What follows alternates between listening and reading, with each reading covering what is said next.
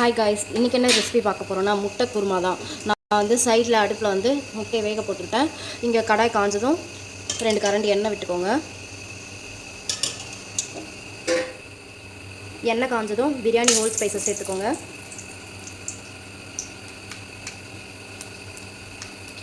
அது பொரிஞ்சதும் 5 பச்சை மிளகாய் சேர்த்துக்கிறேன். அதுக்கப்புறம் வெங்காயம் சேர்த்துக்கிறேன்.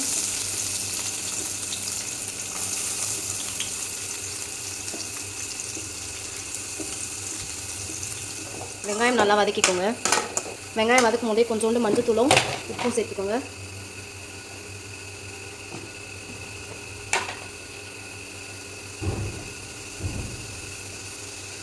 ரெண்டுத்தையும் சேர்த்து நல்லா வதக்கி விட்டுருங்க.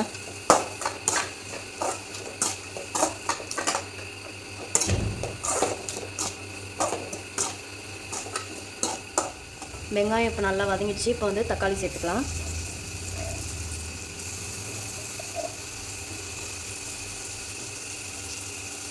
தக்காளி சேர்த்து நல்லா வதக்கிக்கலாம்.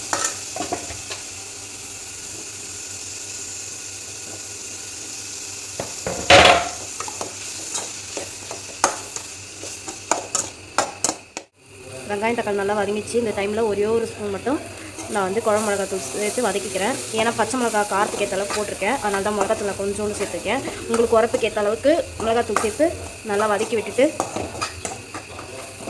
பச்சை வாசனை போகிற அளவுக்கு கொஞ்சம் வதங்கட்டும். கொஞ்சோண்டு தண்ணி ஊற்றி கொதிக்க விட்டுடலாம். தேவையான அளவு வந்து தண்ணி ஊற்றிக்கோங்க. கொதி வந்த பிறகு தேங்காய் அரைச்சி ஊற்றிடலாம். நம்ம இதில் இப்படி கொதி வரமோ இந்த ஸ்டேஜில் 3 முட்டையை வேக வச்சுக்கணும். அதை சேர்த்துட்டு தேங்காய் அரைச்சதை வந்து ஊற்றி நல்லா கலரி விட்டுக்கிறேன்.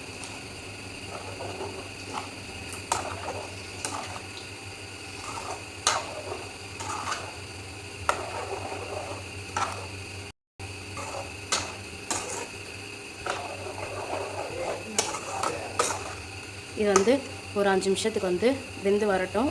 கொஞ்சோண்டு தேவையான அளவு இப்போ தண்ணி மட்டும் தேவையான அளவுக்கு நான் அந்த தேங்காய் அரைச்சி மிக்ஸி கப்லேயே ஒரு டம்ளர் தண்ணி மட்டும் சேர்த்து நல்லா கலரி விட்டுக்கிறேன். இது ஒரு 5 நிமிஷம் கொதி வரட்டும். கொதி வந்த பிறகு மல்லி இலை தூவி இறக்கிட வேண்டியதான். அவ்வளோதான். சூப்பரான டேஸ்ட்டான முட்டை குருமா ரெடி. சப்பாத்தி, இட்லி, தோசை எல்லாத்துக்குமே சாப்பிட்லாம். நீங்களும் ட்ரை பண்ணிவிட்டு இந்த வீடியோ பிடிச்சிருந்தால் லைக் பண்ணி, ஷேர் பண்ணி, சப்ஸ்கிரைப் பண்ணிக்கோங்க. அப்படியே பக்கத்தில் இருக்க பெல் ஐக்கானையும் கிளிக் பண்ணிக்கோங்க. அப்போ தான் எங்களுக்கு மோட்டிவேஷனாக இருக்கும் தொடர்ந்து வீடியோஸ் போடுறதுக்காக. தேங்க்யூ.